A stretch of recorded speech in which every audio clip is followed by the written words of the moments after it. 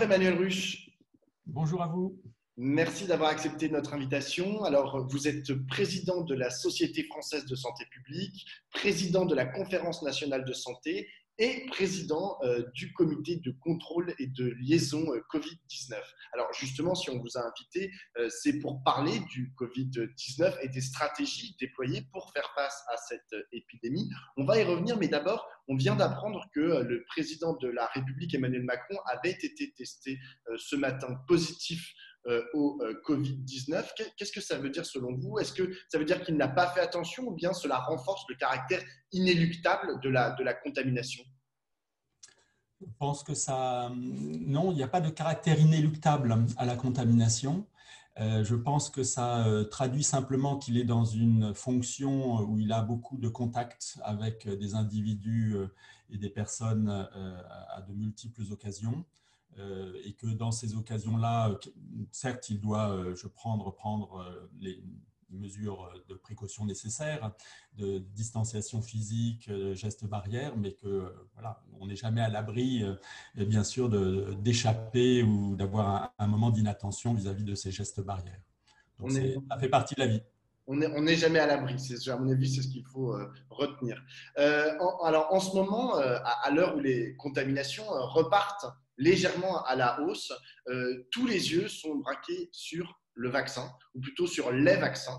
Le Premier ministre Jean Castex a annoncé hier que les premières vaccinations pourraient être réalisées d'ici la fin décembre. Alors, le gouvernement utilise, enfin, Jean Castex utilise le conditionnel, hein, c'est pourraient être réalisés, c'est pas ne vont être réalisés. Est-ce que cela est, selon vous, légitime de fonder beaucoup d'espoir sur ces vaccins pour sortir de la crise sanitaire aiguë à laquelle on fait face? Ça me semble en tout cas un outil important qui arrive. Est-ce que ça résoudra toutes les situations et tous les problèmes? Peut-être pas. En tout cas, c'est une bonne nouvelle. Pour moi, en tout cas, c'est une bonne nouvelle qui arrive. Alors, il a annoncé tout plein de choses, Castex. Il a notamment avancé des chiffres, notamment de commandes des vaccins. Alors, il y a un truc, moi, ça m'interpelle tout le temps parce que là, il annonce des choses.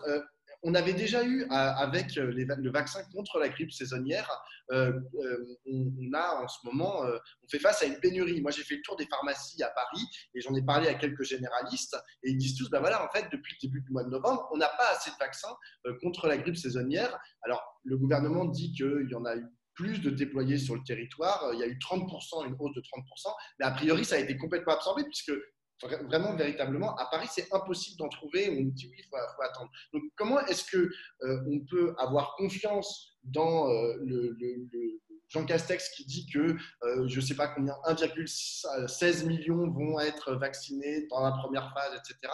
Mais qu'en même temps, on n'a pas de vaccin contre la grippe saisonnière. J'aurais tendance à dire que pour moi, c'est deux choses un peu différentes quand même. Sur la vaccination contre la grippe, je dirais qu'on est face à une bonne nouvelle finalement, puisqu'on a eu depuis tout temps et depuis de nombreuses années des difficultés à faire la promotion de la vaccination contre la grippe. Donc ça interroge bien sûr la façon dont on a pu le faire, hein, et la façon dont on a réussi ou pas réussi à convaincre à la fois les citoyens et les professionnels de santé sur le sujet. Et finalement, on est dans cette période un peu stressante, en tout cas surpris du succès de la demande de la vaccination contre la grippe. Donc, il a été prévu qu'il y aurait un sursaut de vaccination contre la grippe, mais ça a été sous-estimé par rapport à ce qui a finalement été observé. Donc, ce n'est pas toujours très facile d'avoir une idée claire et précise du nombre de personnes qui finalement se fera vacciner. Donc, effectivement, nous avons sous-estimé collectivement cette demande. Sur la question du Covid-19, le sujet est un petit peu différent parce que nous sommes limités quant au nombre de doses que nous allons avoir dans un premier temps. Et le nombre de doses qui va arriver va s'accroître progressivement dans les semaines et les mois qui viennent. Donc, de toute façon, le sujet est un peu différent parce que nous avons un nombre limité. Donc, on ne peut pas dépasser ce nombre-là dans un premier temps. Et donc, il faut faire avec. Et ce qui explique en partie d'ailleurs les choix de priorisation qui ont été faits. Parce que si on avait eu la totalité des doses d'emblée, on n'aurait peut-être pas eu la même stratégie. Mais là, on a une stratégie qui est liée aussi au nombre de doses disponibles. Alors justement, la stratégie, elle est en 3 temps. D'abord, ça va être les personnes à risque, puis les personnes âgées ou avec une pathologie chronique, puis enfin, c'est à la fin du printemps, a dit Jean Castex, le reste de la population. Est-ce que ça vous paraît pertinent comme stratégie, ou est-ce que, comme vous semblez le dire, c'est contraint par en fait les commandes qu'on va faire aux grandes firmes qui vendent ces vaccins?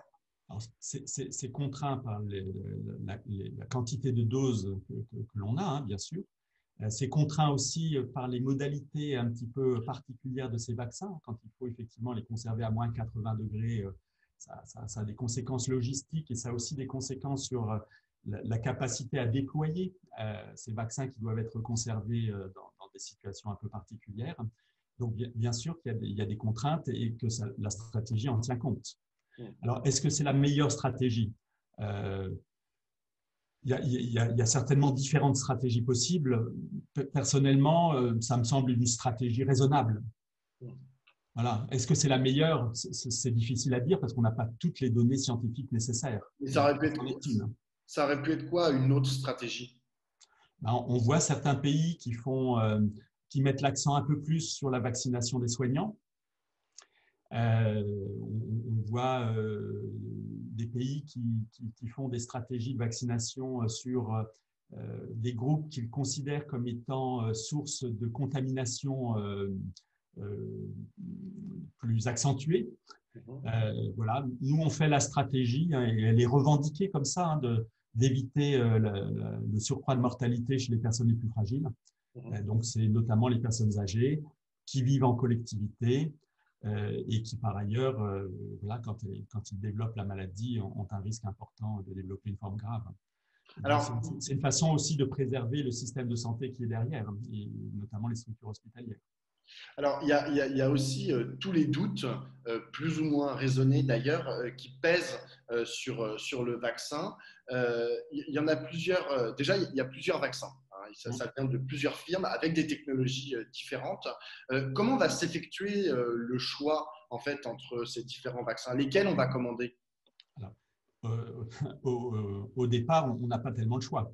On a un vaccin qui est un vaccin issu d'une technologie nouvelle, hein, à partir d'ARN messager. Donc, le deuxième qui doit arriver est de la même technologie. Ce n'est que le troisième, en principe, qui arrivera, qui sera sur une technologie un peu différente. Donc, on n'a pas le choix dans un premier temps. Donc, la question que vous posez, en fait, est une question qui va se poser vraisemblablement au mois de mars, quand on aura plusieurs vaccins avec des technologies différentes.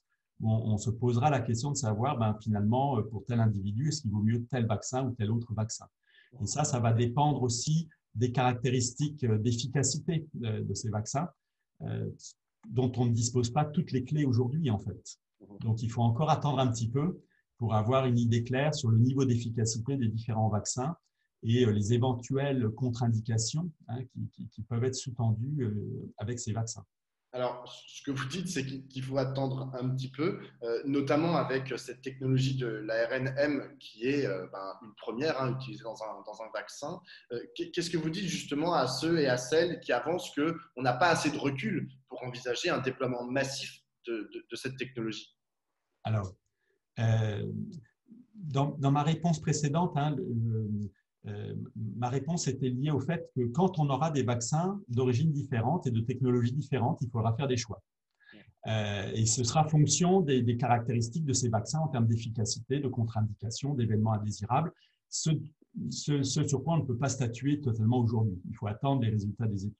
Alors, par rapport aux vaccins qui arrivent, ceux qui seront disponibles, nous dit-on, fin de l'année, hein, ce qui est sans doute le cas de toute façon, et au début de l'année prochaine et du mois de janvier. On est sur donc il y a une procédure de validation de ces vaccins qui a été assez rapide, hein, Et cette rapidité de validation de ces vaccins est liée à la fois aux moyens qu'on a mis, hein, parce qu'on a mis énormément de moyens sur la recherche et le fait de trouver ces vaccins. Donc, ça accélère, hein, le fait d'avoir des moyens, ça accélère quand même les choses. Et puis, on a mis en place un dispositif de suivi des études qui ont été au fil de l'eau, ce qui n'est pas nouveau. On l'a déjà fait avec d'autres médicaments, mais qui s'est appliqué là. Donc, ça a accéléré ce dispositif-là. Et on va mettre en place une autorisation de mise sur le marché, donc la possibilité de se le procurer, une autorisation de mise sur le marché qui est conditionnelle parce qu'on attend encore des résultats et qu'on va poursuivre les études dans les mois qui viennent, dans les semaines et les mois qui viennent. Donc, on est dans un dispositif où on fait le choix d'avoir un vaccin qui sera mis sur le marché dans une temporalité courte, dans un cadre qui n'est pas nouveau, mais qui s'applique ici parce qu'on considère qu'il y a une urgence sanitaire pour déployer ce vaccin. Donc, on a une balance bénéfice-risque hein, qu'on considère suffisante pour se dire on va utiliser ce vaccin rapidement sans forcément avoir tout le recul nécessaire. Mais c'est une prise de risque, c'est vrai, hein, mais c'est une balance bénéfice-risque. Et c'est vrai aussi, il ne faut pas l'oublier, hein, que la poursuite de cette épidémie, c'est non seulement des personnes qui sont malades de cette maladie, de la Covid-19, mais aussi c'est des patients qui ne parviennent pas à se faire soigner parce qu'ils ont une autre maladie que le système de santé est complètement surchargé par période. Donc, il ne faut pas oublier que laisser se poursuivre l'épidémie, ça a aussi une conséquence sur plein d'autres personnes qui ont d'autres maladies et pour lesquelles il y a peut-être aussi des déprogrammations, voire peut-être des pertes de chance. Donc, c'est vraiment… c'est pas une situation très facile quand même. Mais on n'est pas donc à l'abri que cette autorisation de mise sur le marché conditionnelle soit retirée dans quelques temps, quoi. Comme toute autorisation de mise sur le marché conditionnelle qu'on a déjà eu pour d'autres médicaments. Voilà, donc on juge aujourd'hui que les données dont on dispose nous laissent à penser qu'il n'y a pas énormément d'effets secondaires ou indésirables aujourd'hui, mais on n'est pas à l'abri. Hein. Personne ne peut le dire aujourd'hui qu'il n'y ait pas quelque chose qui arrive demain. Après, on pense quand même hein, que les études qui ont été faites sur des effectifs de personnes volontaires hein, qui sont assez importantes hein, quand même. On est sur des essais qui sont sur 30 000 personnes, par 36 000 persones. Donc, oui, mais il y a peu de personnes, mais il n'y a pas le recul dans le temps. Voilà. Donc, on a le recul de 2 mois. Alors, le gouvernement a annoncé la création d'un comité citoyen pour accompagner le déploiement du vaccin contre le Covid-19. Est-ce que c'est enfin le début de la démocratie sanitaire que vous appelez de vos voeux, ou est-ce que vous voyez ça comme un moyen de contourner les spécialistes ? Alors moi, je suis toujours dans une perspective positive. Alors, pour moi, la démocratie, c'est un ensemble. Il y a plusieurs dynamiques. Il y a la démocratie représentative avec le Parlement qui a son rôle, l'Assemblée nationale, le Sénat. Je pense que c'est très important, ça fait partie pour moi du mouvement démocratique. Il y a la démocratie qui est portée, je dirais, par la société civile organisée. Et donc, quand vous citiez mon appartenance à la Conférence nationale de santé, pour moi, c'est une instance qui rassemble des membres qui représentent des organisations de la société civile, qui ont déjà une organisation de la société civile existante. C'est les représentants des patients, les représentants des professionnels de santé, les partenaires sociaux, les représentants des fédérations hospitalières, etc. J'en oublie certainement. Et donc, ça, pour nous, ça fait partie aussi d'un mouvement qui contribue à la démocratie. Et puis, vous avez la démocratie directe, qui serait vers les citoyens directement avec la prise en compte de la parole du citoyen. Et cette démocratie directe, citoyenne, entre guillemets, peut se faire au travers d'un collectif citoyen ou d'autres dispositifs, mais ça en est un exemple. Donc, moi, je suis en tout cas attentif à me dire qu'il ne faut pas réduire la démocratie à un élément. C'est un ensemble et c'est l'ensemble qui fait fonctionner la démocratie. Puis j'oublie peut-être aussi certains dispositifs. Hein. Les médias sont bien sûr un élément essentiel de la démocratie. Il n'existe pas de démocratie sans médias indépendants en tout. Mais dans la, enfin, là, quand vous m'avez dit Parlement et notamment et société civile, on les a pas tellement, on les a entendus, on a pu les entendre. En revanche, on n'a pas, je ne pense pas, enfin, je ne sache pas qu'ils aient été partie prenante des décisions qui ont été prises. On entend tout le temps l'exécutif ou Emmanuel Macron prendre des décisions en disant voilà, j'ai consulté le comité scientifique. Pour vous, quelle place il a le comité scientifique dans cette démocratie sanitaire? Alors, sur la démocratie représentative, je me prononcerai pas parce que c'est aux parlementaires de se prononcer sur le sujet, de savoir s'ils ont été concertés ou pas. Sur la démocratie ou les instances de démocratie en santé que représente la Conférence nationale de santé, les conférences régionales, parce qu'on a la même chose au niveau des régions, puis au niveau des territoires, on a les conseils territoriaux de santé. Toute cette chaîne d'instances de démocratie en santé n'a effectivement pas été mobilisée par les pouvoirs publics pendant de très nombreux mois, en gros quasiment 8 à 9 mois. Donc ça commence à être mobilisé, ce qui ne veut pas dire que ces instances de démocratie en santé ne se sont pas elles-mêmes saisies, mais elles n'ont pas été mobilisées par les pouvoirs publics en tout cas. Alors après, vous posez la question de la place du comité des scientifiques. Le choix qui a été fait par le pouvoir, c'est de s'appuyer sur des comités qui sont construits au fur et à mesure finalement. Donc on a eu le comité des scientifiques, il y a eu le comité CARE pour la recherche, il y a le comité maintenant d'orientation stratégique sur la vaccination. Donc c'est le choix stratégique qu'a fait le gouvernement voilà, pour s'appuyer sur des formes d'expertise et de concertation. Personnellement, à la Conférence nationale de santé, en accord avec le CESE, le Conseil économique et social et environnemental, avec également en concertation d'ailleurs avec le comité des scientifiques, mais aussi avec le CNCDH sur les droits humains, avait fait une proposition au mois d'avril pour que le gouvernement puisse s'appuyer sur un comité rassemblant la société civile. Donc, ça n'a pas été retenu, nous n'avons pas eu de réponse, et donc la réponse a été indirectement négative de ce fait.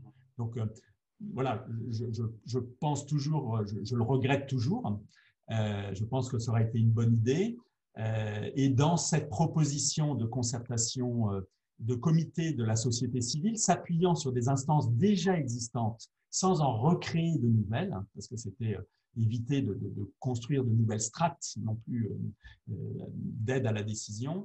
Et il y avait aussi une proposition pour construire une plateforme de concertation citoyenne directement vers les citoyens. Donc, il y avait les deux leviers qui étaient la société civile réunie avec un certain nombre d'instances déjà existantes et puis une plateforme citoyenne voilà, qui aurait pu être aussi concertée sur la vaccination qui arrive maintenant, mais qui aurait pu être concertée à l'époque sur le test, sur l'isolement, sur le tracing, etc. Donc, ça n'a pas eu lieu. On le voit apparaître là pour la vaccination. Je trouve que c'est une bonne idée, hein, mais ces collectifs citoyens, ces sortes de conventions citoyennes, il y a une question de temporalité, c'est-à-dire qu'il faut les outiller en termes de connaissances pour qu'ils puissent ensuite apporter leur contribution utile. Hein, je pense que c'est utile. Mais ça veut dire qu'il faut les accompagner pendant plusieurs semaines pour qu'ils acquièrent, entre guillemets, les éléments nécessaires pour intervenir. Et ça dépend de qui on va mettre en face. Parce que tout à l'heure, vous disiez que un des piliers aussi de la démocratie sanitaire, c'était les médias. Alors c'est vrai qu'on a beaucoup vu sur les chaînes de télé, à la radio, par chaîne YouTube interposée, des médecins en gros qui disaient des choses totalement contradictoires. Est-ce que vous comprenez qu'il est difficile pour un citoyen non spécialiste de choisir quand deux professeurs de médecine disent des choses complètement contradictoires? Et à cela, il faut souvent ajouter, par exemple, son généraliste qui a encore un avis divergent. Et comment est-ce que, en tant que citoyen qui n'est pas médecin ou qui n'est pas biologiste, comment est-ce qu'on peut se dépatouiller avec toutes ces injonctions contradictoires? Alors, c'est une question complexe hein, quand même. À laquelle on est confronté tout le temps en ce moment. Bien sûr. Alors, il y a quelque chose qui relève d'un jeu d'acteurs hein, entre les médias, les experts, entre guillemets. Et personnellement, moi, je suis médecin et j'ai une spécialité qui est la santé publique. Hein. C'est vrai que j'ai le sentiment de ne jamais avoir vu autant de spécialistes de santé publique qu'en cette crise. Donc, des spécialistes qui, d'une certaine façon, s'autoproclament spécialistes dans le domaine de la santé publique. Alors après, la santé publique est par définition une discipline et une thématique très transversale. Donc, on a l'habitude de ces positionnements dans d'autres crises et dans d'autres situations. Donc, il y a une question de jeu d'acteurs et je pense qu'il y a aussi une responsabilité de mon point de vue des médias sur le sujet. C'est-à-dire que si vous me demandez mon avis sur un certain nombre de sujets de ma spécialité, de mon expertise, je peux vous donner un avis qui repose sur un certain nombre de connaissances et de compétences. Si vous me donnez mon avis sur, je ne sais pas, le projet d'un incinérateur dans mon agglomération où je vis, j'ai certainement un avis, mais qui n'est pas plus éclairé ou qui n'est pas plus pertinent, me semble-t-il, que l'avis de n'importe quel citoyen ou de n'importe quel de mes voisins ici. Donc, il y a eu dans cette temporalité et dans cette effervescence médiatique peut-être une question de repositionner les experts dans leur champ d'expertise. Et c'est vrai que c'est difficile, même y compris pour moi, quand vous me posez des questions qui sont en dehors de mon champ d'expertise. Je me dis, il faut que je vous dise que ce n'est pas mon champ d'expertise et que je ne suis pas en capacité de répondre. Je peux vous donner une opinion, mais qui n'a aucune valeur supplémentaire qu'une autre, en tout cas, qui en tout cas ne va pas, de mon point de vue, vous apporter un éclairage plus important que n'importe qui. Donc, il y a cet élément-là qui est, je pense, aussi une responsabilité des médias, me semble-t-il, et qui est aussi la responsabilité des experts de savoir circonscrire son champ de compétences. Ça, c'est un sujet. Après, si je puis me permettre, c'est un tout petit peu contradictoire quand on voit la composition, par exemple, du comité scientifique. Je veux dire, il y a des réanimateurs, des anthropologues, enfin des gens. Je crois qu'il y a une réanimatrice dans ce comité scientifique. Quel est son champ, enfin, c'est quoi son champ de compétences exact? Pourquoi elle participe de ce… Alors après, ça me semble pas forcément illogique parce que notamment, c'est un comité des scientifiques qui a été construit en début de crise sanitaire, qui a un peu évolué avec le temps dans sa composition, puisqu'il y a eu quelques ajouts au fil de l'eau, en fonction des thématiques qui sont au devant de la scène, en fait. Moi, il me semble qu'une réanimatrice, elle a beaucoup de choses à dire sur la façon dont les patients sont pris en charge dans un stade de forte gravité. Et donc, l'intérêt de ces comités, me semble-t-il, c'est leur regard croisé. Ça peut être en tout cas un intérêt. Donc voilà, moi je le vois de façon, ce regard croisé, j'ai plutôt tendance à trouver qu'il est intéressant par contre. Et donc du coup, juste dernière question par rapport aux généralistes, aux médecins, à la médecine en ville en fait, est-ce que vous trouvez qu'ils sont assez mis à contribution dans la gestion de cette crise? Moi, c'est vrai que ceux auxquels j'ai affaire, ceux que j'ai appelés, etc., pour me renseigner maintenant depuis ces longs mois, me paraissent toujours un peu dépassés par les événements, ne comprennent pas tellement les injonctions qui leur sont faites, ce qu'ils doivent faire. Ça me paraît très désorganisé. Est-ce que… Alors, ça rejoint votre question précédente. Hein. Donc, il y a un jeu d'acteurs et effectivement, il y a eu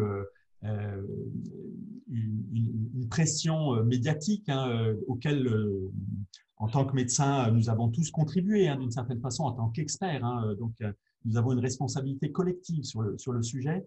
Je pense qu'un des éléments à la réponse précédente et à votre question actuelle, à votre question précédente et à celle de l'instant, c'est qu'on n'a pas eu une stratégie de communication à la hauteur. Et donc ça, on l'avait dit à la fois Société française de santé publique et Conférence nationale de santé dès le mois d'avril, dès le 2 avril pour la Conférence nationale de santé, on avait dit attention, il faut une stratégie de communication. Et cette stratégie de communication, c'est le grand public, c'est les publics vulnérables, en précarité, en difficulté, parce qu'il faut l'adapter, et puis c'est les professionnels de santé. Et il nous manque, je pense, une véritable stratégie de communication pérenne, durable, qui amène l'information aux soignants, parce que je trouve que ce n'est pas facile pour un soignant et un médecin généraliste qui s'abreuve, comme tous les citoyens, aux médias généralistes, qui lit par ailleurs des médias qui sont plus spécialisés et qui sont professionnels, et qui a quand même, y compris moi dans mon domaine, un peu de mal à m'y retrouver dans cette rapidité aussi, parce qu'on a une temporalité qui est très très rapide. Si on prend les vaccins, on a des informations qui se remettent à jour assez régulièrement. Quand je dis régulièrement, c'est tous les jours, tous les 2 jours actuellement. Donc, ils ne viennent pas changer les grandes orientations, mais qui viennent compléter l'information. Et pour les professionnels, et notamment pour les médecins généralistes, il y a une urgence à leur apporter les informations honnêtes, scientifiquement établies, par exemple sur le vaccin. Et ça, c'est bien sûr une urgence, parce que c'est eux qui vont prescrire les vaccins. Donc, il y a encore du pain sur la planche dans les semaines à venir, mais aussi, à mon avis, sur le plus long terme, Bien sûr. pour que la prochaine fois, à la prochaine crise aiguë sanitaire, on soit un peu plus près. Merci beaucoup, Emmanuel Ruch. Merci à vous, Pablo. Merci beaucoup.